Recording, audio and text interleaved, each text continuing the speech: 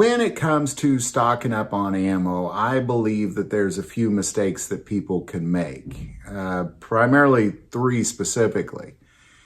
And when it comes to stockpiling ammo, I'm not talking about going to get a little bit of hunting ammo. What I'm talking about is stocking up, like having a reserve of ammo that in your head satisfies you with your future endeavors with the firearm, whatever they may be. And I believe that there's really 3 big mistakes that people make when they're going about that. And I want to take a moment and just really address those 3.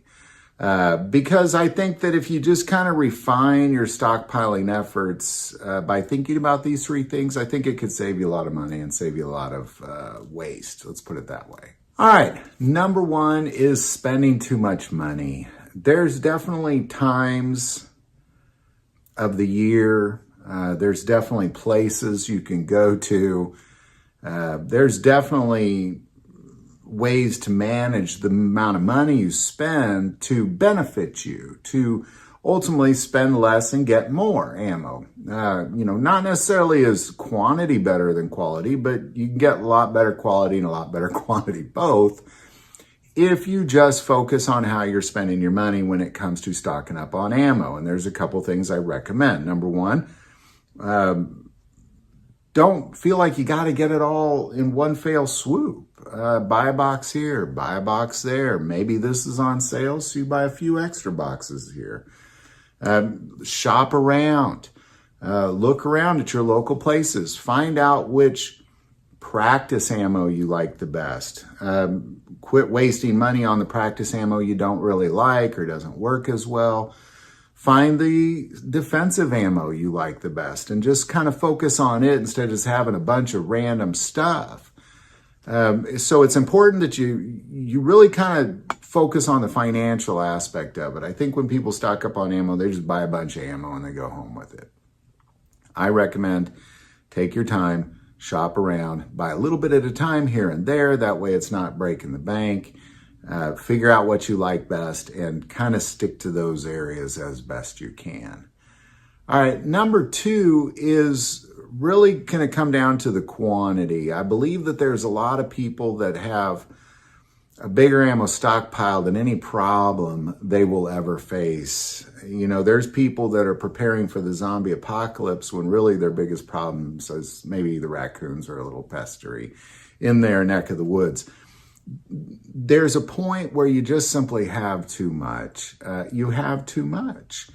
And one might say, well, there's never too much ammo. You can have as much ammo as you want and never too much. And I get the point of that. I totally get the point of that. But number 1, you got to think, well, how much can you actually shoot in a lifetime? How much will you actually need? How are you going to carry all that ammo around? I mean, there's a lot of aspects that people neglect to really think about as they stock up on ammo. Just in their head, the bigger the pile, the more comfortable they feel. And I believe that there's some general rules that I feel are safe to follow. Number 1, pick your primary rifles and your primary handguns, your primary shotguns, and have 1,000 rounds for those guns. So 1,000 rounds for your primary rifle, 1,000 rounds for your primary shotgun, 1,000 rounds for your primary handgun.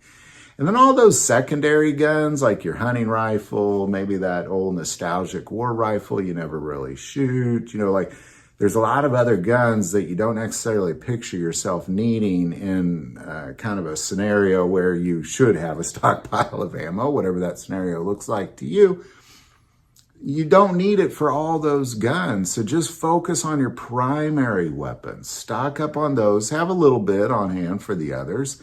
But I believe if you have 1,000 rounds per primary weapon, you're doing great. You're doing better than most. And that's plenty of ammo. I have a hunting rifle that I bought 450 rounds for about 10 years ago. And I bet I have about 420 rounds of that still, because it's just not a rifle I use a lot. And that's kind of what I'm getting at. And that's ultimately going to lead to my number 3, which is you have to protect your ammo stockpile. Make sure that you are protecting that ammo stockpile, because a lot of people stock up as if it's going to go on for 100 years. that somehow you're going to need this ammo that you're buying today and 40 years from now. Well, if that's the case, you can make it last that long. The U.S. Army will tell you that if you store it correctly, it should last for 100 years if you store it correctly. Is that the expiration date? Is that a given rule? Is that, no, of course not. But I believe that to be true to some degree, depending on a lot of variables there. But as long as you're storing it if it's comfortable for you in that room, it's comfortable for the ammo. Low humidity, room temperature that doesn't fluctuate, gets hot and cold. A lot of people will store their ammo in a garage or a shed. Super stupid. It's just going to get hot and cold and hot and cold and destroy that ammo. Places with high humidity. I live in Missouri. It gets humid around here. I've actually had guns rust in my safe because of just the humidity that there is in the state of Missouri. So somehow you have to protect your ammo from that by getting, containers that are better than my safe, apparently. That sort of thing. So, those are going to be the three big ones. Number one, focus on how you're spending that money. There's wise ways to go about it. Buy a little bit at a time. Make sure, pick your favorite brands, stick to that. Number two, you don't need a bazillion rounds.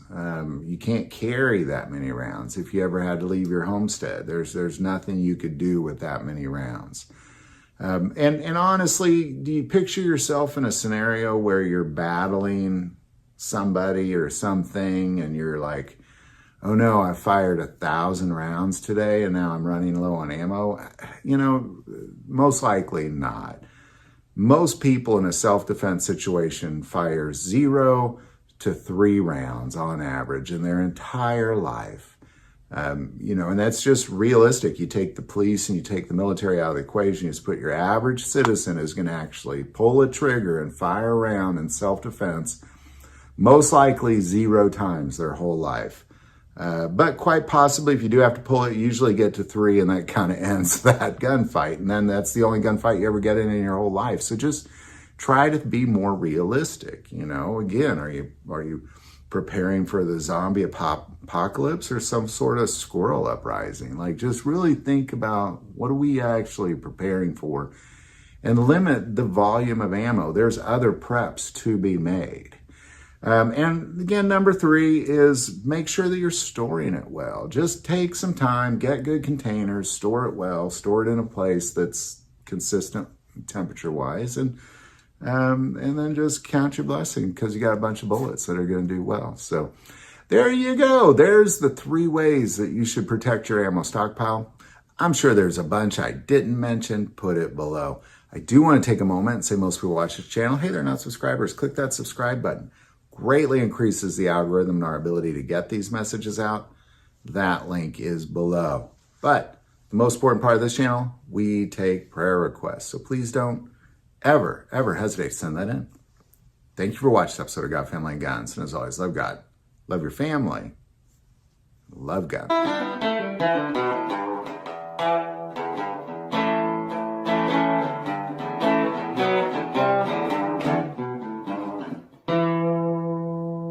As many of you may or may not know, about a year ago, I was dealing with a very serious heart condition. And through some procedures and a dramatic change in my lifestyle, I've found my way to a whole different level of health.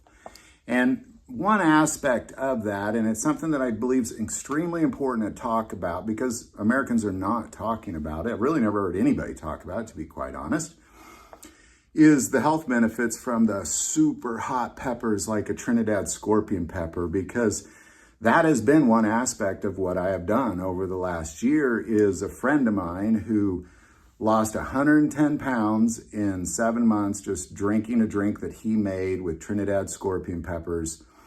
I've been doing that as well. I saw how it changed him. I wanted in on that. And what it has done is it's been one aspect of it. Of course, diet, exercise, that sort of thing is very important as well. But what this has done is not just allow me to lose weight, but I sleep better. I have a better outlook on life. I was actually having lunch with the guy that makes this the other day, and his brother committed suicide. He was dealing with addiction, he was dealing with depression, and he committed suicide. And my friend believes wholeheartedly, had he invented this drink before that, he would be alive today. And I kind of question that, like, well, that's a big statement to make. But ultimately what he's claiming is the capsaicins in those super hot peppers really satisfy your pituitary gland, which is the basis of addiction.